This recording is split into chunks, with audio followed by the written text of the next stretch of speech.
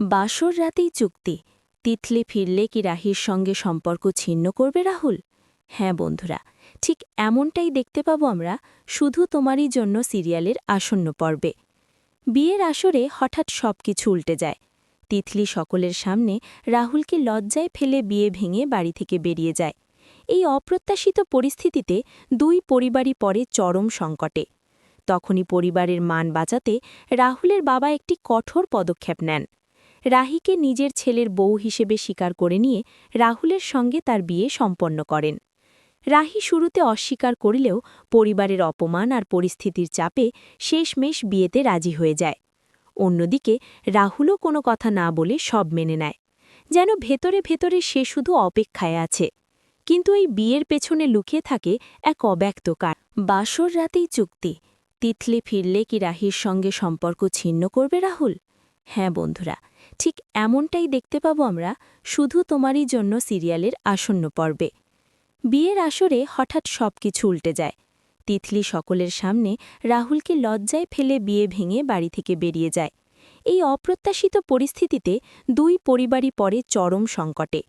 তখনই পরিবারের মান বাঁচাতে রাহুলের বাবা একটি কঠোর পদক্ষেপ নেন। রাহিকে নিজের ছেলের বউ হিসেবে স্বীকার করে নিয়ে রাহুলের সঙ্গে তার বিয়ে সম্পন্ন করেন। রাহি শুরুতে অস্বীকার করলেও পরিবারের অপমান আর পরিস্থিতির চাপে শেষমেশ বিয়েতে রাজি হয়ে যায়।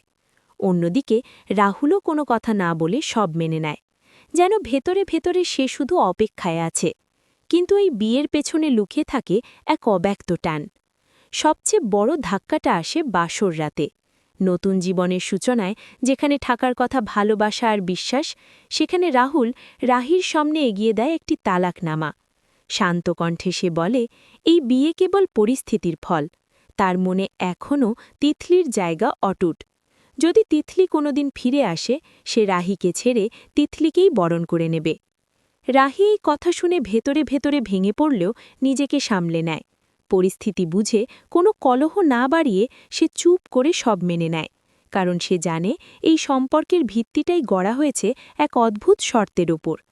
এইভাবেই বাসর রাতে জন্ম নেয় এক নিষ্ঠুর চুক্তি। একদিকে কর্তব্য, অন্যদিকে অপূর্ণ প্রেম। কিন্তু প্রশ্ন থেকেই যায়, তিতলি কি আদৌ ফিরবে? আর ফিরলে রাহুল কি সত্যিই রাহিকে ছেড়ে দেবে? সময়ের সাথে কি রাহুলের মনে রাহির জন্য নতুন কোনো অনুভূতি জেগে উঠবে, নাকি সে চিরকাল তিতলিরই প্রতীক্ষায় থাকবে? রাহির পথ মোটেই সহজ নয়। নিজের মর্যাদা, সম্পর্ক আর অনুভূতির মাঝে সে কিভাবে নিজেকে ধরে রাখবে, সেটাই এখন সবচেয়ে বড় দেখার বিষয়। পুরো গল্পটাই এখন দাঁড়িয়ে আছে একটাই প্রশ্নের ওপর: বাসর রাতের এই চুক্তি কি একদিন ভেঙে যাবে, নাকি তিতলির প্রত্যাবর্তন বদলে দেবে সবার জীবনের গতিপথ? কমেন্টে জানাও তোমাদের মতামত।